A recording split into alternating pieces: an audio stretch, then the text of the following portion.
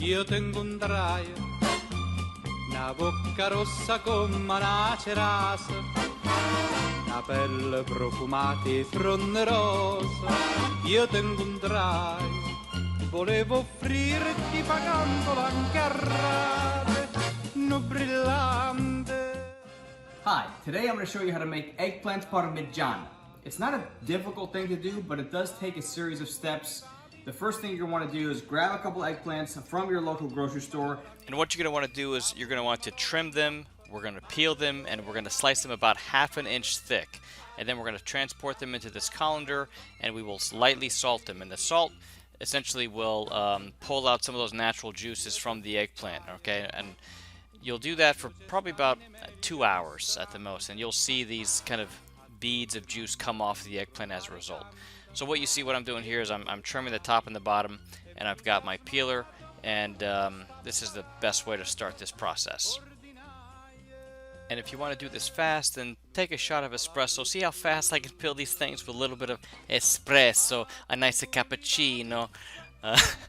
You want to be careful though with the peelers, because these peelers can cut you, so be careful when you do that. Okay, once you've got the skin off, now I said about 1/2 inch. I mean, go maybe 1/2 inch. Look at the thickness there, and because this process is messy, don't do eggplant parmesan with one eggplant. I don't think it's worth the trouble of getting the different stations out and the mess that's going to create as a result. So do at least 3 or 4 eggplants, but make sure that you have baking trays that can accommodate all of these eggplants, and you'll see an example of some of the baking trays that I'm using in this video. So once you've got your first eggplant sliced about 1/2 inch, what I'm going to do here is I'm going to take those pieces and I will lay them in the colander, and I'm going to add just a light coat of salt on top, and I'm essentially just going to stack them, okay? And notice I've got a drip pan to kind of catch some of the natural juices from the eggplants, because the salt will pull out the bitterness of the eggplant. So you can use whatever kind of salt you like. Light coat, sprinkle of salt on top, and then I'm going to get my other sliced eggplants, and I'm just going to lay them kind of on top, kind of catty corner, and this colander will essentially be filled with eggplant by the time the process is done. So another coat of eggplant, more salt on top, and we're going to let this sit for about 2 hours to let all of this natural juices come out of the eggplant. When that's finished, all you've got to do is take 2 of your eggplants. You'll notice some of the sweat. I like to kind of dab it on a paper towel to get any additional juice from that. And then we send it through our process, which is a simple, regular, all-purpose flour. Now I seasoned the flour with a little bit of black pepper. Didn't go too crazy here, but make sure that you liberally apply flour on your eggplants, both top and bottom.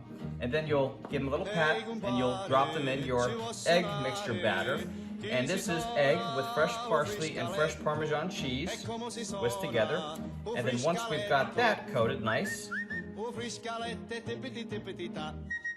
we will move these over to our Italian breadcrumbs. Now you can buy Italian seasoned breadcrumbs, or you can season them your own. If you want to season them your own, add some granulated garlic, a little bit more pepper, a little bit more salt, that's fine. And I'm just going to make sure that I cover this and give it a nice press. Throw some breadcrumbs on top, press it down, okay?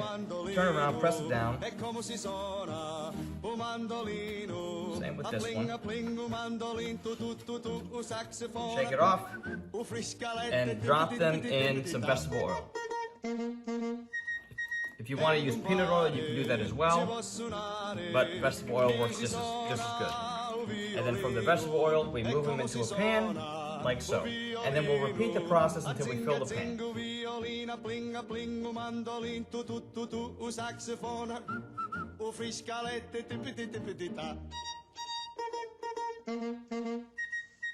Ehi compare, ci può suonare, chi si suona la trombetta, ma come si suona la trombetta?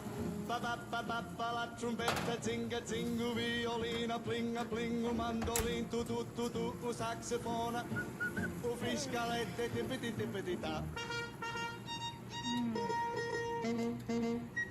So once your eggplants are cooked, and what I've got here is I've just got a tray, and I'm laying down some homemade tomato sauce on the bottom of the tray. Because this is eggplant parmigiana, we are going to bake it again, but primarily just to melt the cheese. So I've got one line of sauce. I'm going to take a few of my eggplants, and I'm just going to kind of lay them slightly stacked on top of each other. And really, a lot of this depends on the plate. If you have a platter that you want to serve these on, then arrange the eggplants the way that you would want them presented on the plate. So a little sauce on the bottom helps prevent it from burning, but also gives it some of that delicious tomato sauce flavor. And then I'm going to add some sauce on top, and I'm going to try to coat some of that sauce to make sure that I get even coverage around most of the eggplant, because it will get really crispy in the oven. And so once I've got that coated to my liking, and again, this is personal preference. You could add as much sauce here or as little sauce as you like.